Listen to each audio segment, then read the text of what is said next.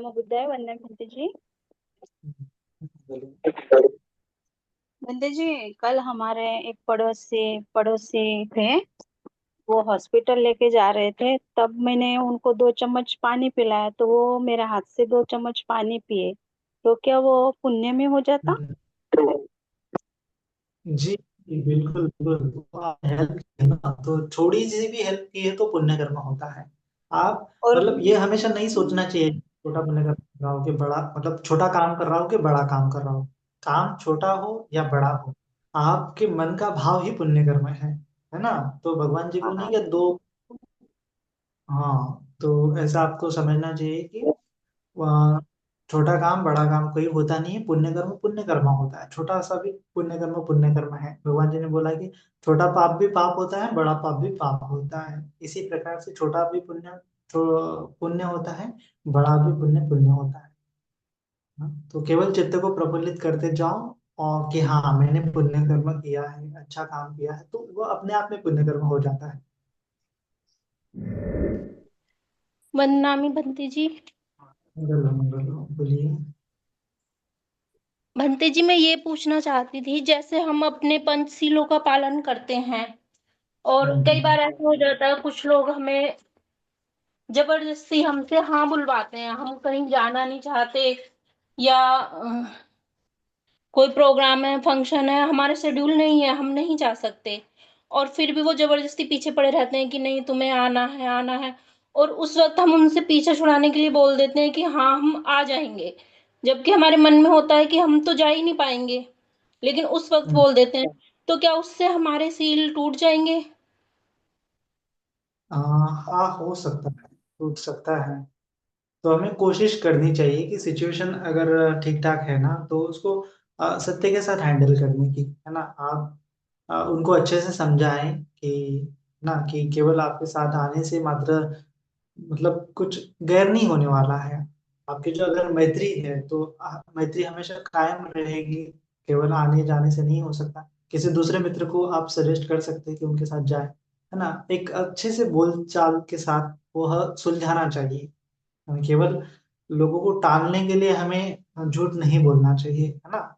उनको अच्छे से वार्तालाप करते हुए, उनका पर्सपेक्टिव समझते हुए, उनको अपनी बात प्रूव करके दिखाना है कि हमें क्या लगता है, मुझे ऐसा लगता है कि मैं नहीं आ पाऊंगा, वगैरह वगैरह।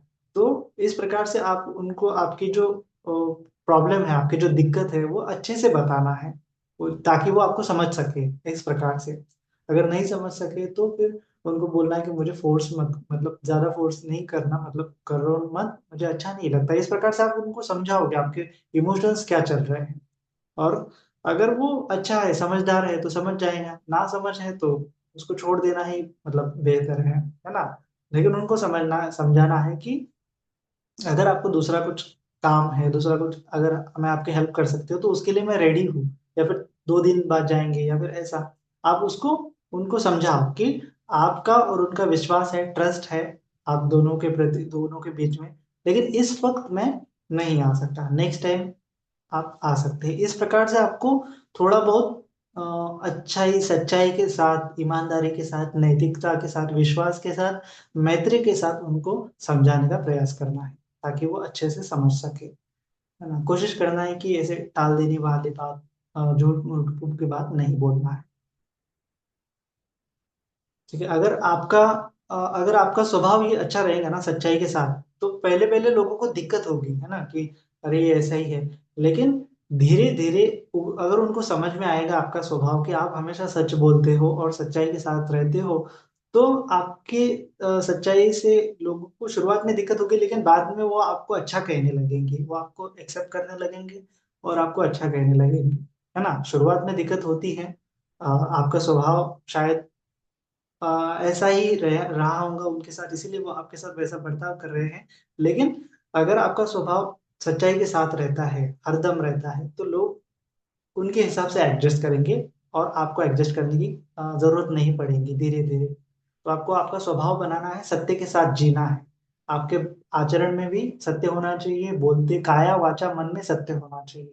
काया में भी सत्य, वाचा में भी सत्य, और मन में भी सत्य होना चाहिए। तो जाके धीरे धीरे लोगों को दिक्कत होगी, लेकिन बाद में लोग आपको समझ जाएंगे कि हाँ ये सत्यवादी है, इसका आचरण सत्य है। तो वो उस सत्य के हिसाब से उनको आपके साथ वो सत्य के हिसाब से ही बोलेंगे, है ना। तो कोशिश करना है कि हमारा आचरण उस प्रकार से बने, ताकि लोगों का एक विश्वास बन जाए, आपके प्रति इमेज बन जाए कि हाँ मैं एकदम सत्यवादी हूँ, ऐसा। वंदना में भंते जी। भंते जी, जब हम छोटे या बड़े पुण्य करते हैं तो हम उस पुण्यों का अनुमोदन कैसे करें?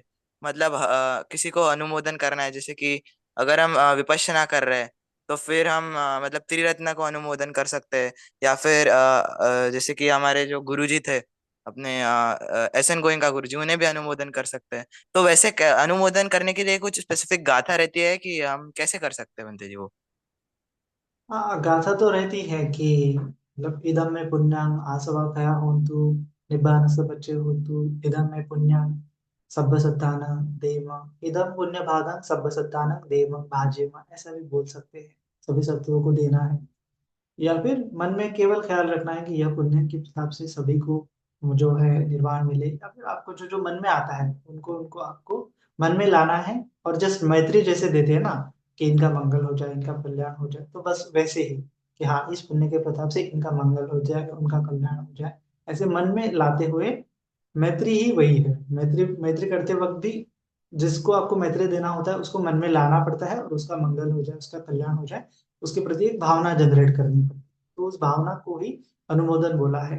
वह मैत्री को मैत्री भी बोला है और अनुमोदन भी सेम ही है, क्योंकि अनुमोदन जब कर रहे हैं आप दूसरों को दे रहे हैं, तब एक तरह से मैत्री ही भेज रहे हैं, है ना, पुण्य ही भेज रहे हैं, तो सेम ही है। चित्त में उनको लाना है और उनका मंगल हो जाए, उनका कल्याण हो जाए, इतना करने मात्र से भी पर्याप्त है। वंदा भी बनते जी। आज का बिल्कुल। आपका सेशन बहुत ही क्लियरली डीपली आपने समझा दिया, बहुत अच्छा लगा समझकर। बट मेरा एक क्वेश्चन ये है कि अगर सती नहीं बने, सती की कमी है, तो क्या शीलों पर ज्यादा ध्यान देना पड़ेगा? जी जी, एग्जैक्टली। शील शील से ही तो शीले प्रतिष्ठाय नरो सपन्नम। शील से ही शुरुआत होती है, बुद्धिज्म पूरा शील से ही शुरुआत होती है। और जैसे बोलते हैं ना कि हम काया वाचा मन से शील पालन होना चाहिए, है ना। तो काया के तौर पर तो हमें लगता है कि हम प्राणी हिंसा नहीं कर रहे हैं, लेकिन वाचा के तौर पे कभी कभी हो सकती है, और मन के तौर पे भी कभी कभी हो सकती है। और उसमें भी है, शील में भी बोला जाता है हम केवल वारिद शील पे फोकस करते हैं, लेकिन चारित शील पे हमें फोकस करना पड़ता है ना। शील के दो अंग होते हैं ना, चारित और वारिद। कि प्राणी हिंसा नहीं करना है, चोरी नहीं करना है, व्यभिचार नहीं करना है।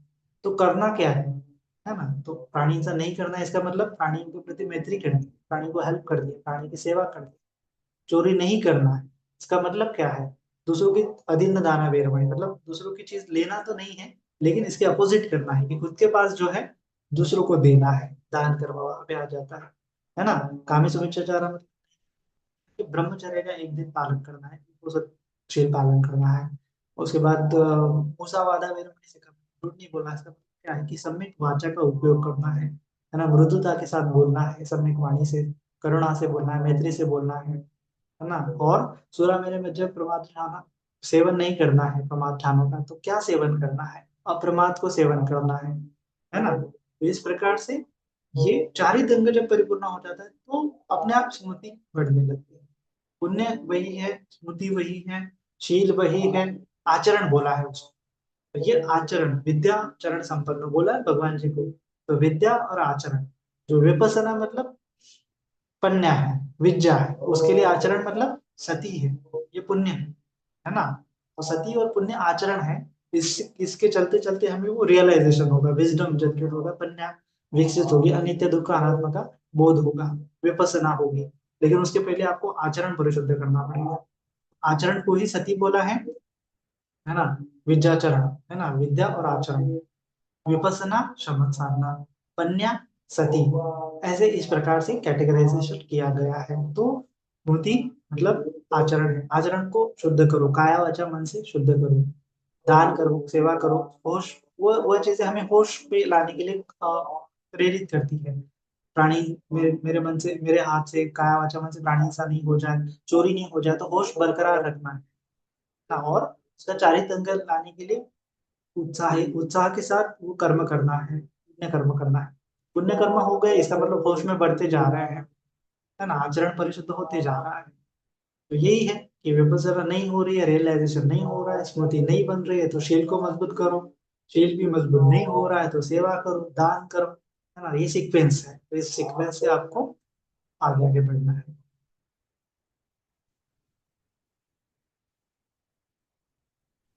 नमो बुद्धाय बंदे। चलो, मंगवा। बंदे जी, हम इस जीवन में कितने प्रकार से पुण्य कर्म कर सकते हैं, है ना? क्योंकि कुछ दिन पहले मेरे मन में ऐसा आया था कि इस जीवन में मैंने हर एक पुण्य करना है। तो कुछ ऐसा नंबरिंग है क्या, मतलब कि कुछ जो हम्म। कुछ। जी जी जी। 10 पुण्य क्रिया वस्तु है, 10 पुण्य है ना बेसिकली, कि दान करना है, शील शील करना, पालन करना है। उसके बाद भावना करनी है। भावना में बहुत सारी है, मैत्री भावना है, शमत साधना भावना है, विपස්සना भावना है, तीन है। तो उसके बाद व्यय वाचा है, दूसरों का रिस्पेक्ट करना है। हाँ। और उसके बाद सेवा करनी है, अपचायना है, दूसरों की सेवा करनी है, 5 हो गए। उसके बाद पति दान करना है, दूसरों को अनुमोदन करना है, जो पुण्य आपने किया है उसको वितरित करना है। उसके बाद पतानुमोदन, कोई व्यक्ति पुण्य कर्म कर रहा है तो उसको साधुवाद देना है। उसके बाद धम्म श्रवण करना है, पुण्य करना है। उसके बाद धम्म देशना देना है, दूसरों को धम्म मार्ग में लाने की कोशिश करना है। उसके बाद दिट्ठी जुगम्मा, कर्म के प्रति दृष्टि को सीधी करना है। तो ये 10 पुण्य क्रियावत तो भगवान जी ने बोला है, 10 पुण्य कर्म करने लायक चीजें हैं। इसके अंतर्गत ही सारी के सारी पुण्य कर्म आ जाते हैं, है ना। और उसको 10 पारमिताओं को भी इसके अंदर ही हम समा सकते हैं। 10 पारमिता मतलब वो 10 प्रकार से। और ये 10 वस्तु ये है, ऐसे करने से ये 10 प्रकार के 10 पारमिता पूरी होती है ना। जैसे धम्म धम्म श्रवण कर रहे हैं तो उस समय में आपकी क्या पारमिता बढ़ रही है? प्रज्ञा पारमिता बढ़ रही है, शांति पारमिता बढ़ रही है, निकम पारमिता बढ़ रही है ना। जो जो बताया जा रहा है थोड़ी थोड़ी आपकी पारमिता वहां पे बढ़ रही है ना। आप बैठे हैं तो वीर्य पारमिता उस समय में बढ़ रही है, डिस्ट्रैक्शन नहीं हो रहा है, निकम पारमिता बढ़ रही है।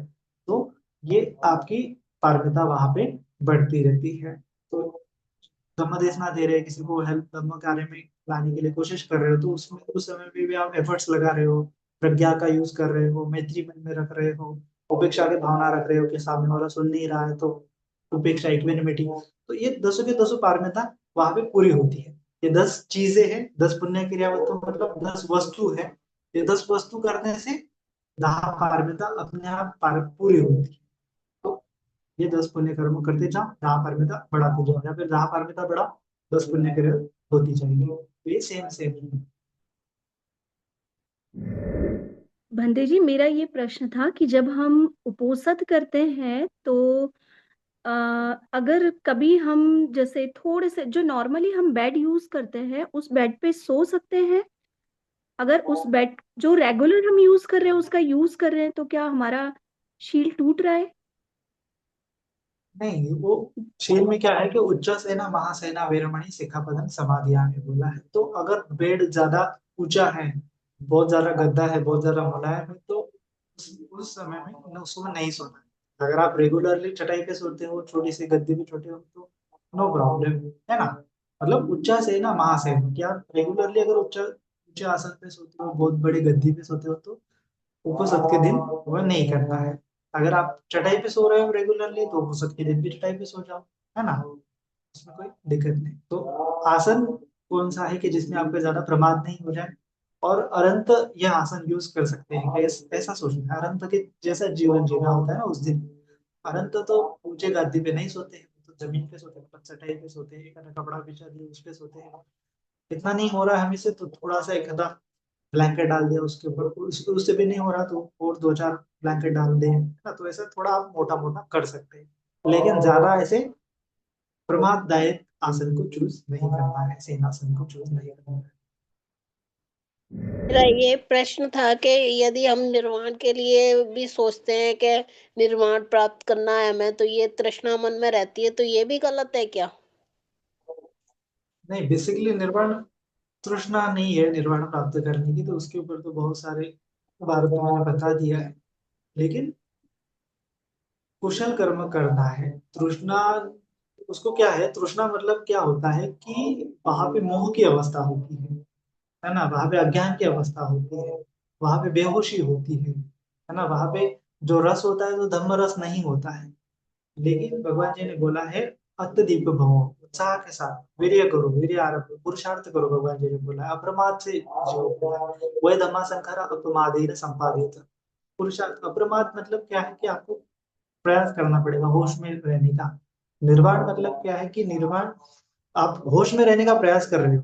निर्वाण मतलब क्या है कि होश में रहने का प्रयास कर रहे हो लेकिन आप बेहोशी में चले जा रहे हो। तो जो राइट एफर्ट्स बोला है उसको, राइट एफर्ट्स मतलब कि होश में आने का राइट एफर्ट। बेहोशी में तो आप बाय डिफॉल्ट चले जाते हो।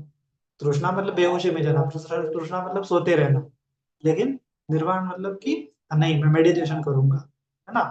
तो आपको अगर किसी चीज का निर्माण करना है तो उस समय में भी आपको उत्साह की आवश्यकता होती है। लेकिन किसी चीज का डिस्ट्रक्शन करना है, जो घर बंधा हुआ है उसको पाड़ना है, उसके लिए भी आपको मेहनत करनी पड़ती है ना। तो जो तृष्णा मतलब कि हाँ मुझे ये घर गिराना है ऐसा है ना, और निर्वाण को पाना मतलब कि हाँ मुझे ये घर बनाना है ऐसा है। तो आपको ये है कि आपका पता है आपको कुशल क्या है अकुशल क्या है। तो जो कुशल कर्म करना है इसका मतलब क्या है कि आप घर बना रहे हैं, खुद सुरक्षा, आपके सुरक्षा सुख का निर्माण कर रहे हैं। और अकुशल कर्म कर रहे हैं मतलब कि क्या है, लालच कर रहे हैं। लालच के वशीभूत होते हुए कर्म कर रहे हैं, मोह के वशीभूत होते हुए कर्म कर रहे हैं, द्वेष के वशीभूत होते हुए कर्म कर रहे हैं। तो उसको बोला है तृष्णा, जो इच्छा आकांक्षा है। हाँ, इच्छा आकांक्षा बुरी बात नहीं है, लेकिन उसमें जब तृष्णा आ जाती है तो बुरी बात है। तृष्णा मतलब क्या है, लोभ द्वेष मोह जब आ जाता है तो बुरी बात है ना। क्यों? क्योंकि ये हमारे दुख का कारण है, जो हमारे इंटेंशन को दूषित कर लेती है। हमारा इंटेंशन कुशल भी हो सकता है अकुशल भी हो सकता है ना। तो अकुशल कब होता है कि जब उसमें लोभ द्वेष मोह भरा हुआ है ना। तो चेतना हम विकवे कमम वदामि, भगवान जी ने बोला है कि चेतना अगर अकुशल है, लोभ द्वेष मोह से ग्रसित है, तो जितना भी बड़ा इंटेंशन है वो लोभ द्वेष मोह से ग्रसित है तो वो अकुशल ही है।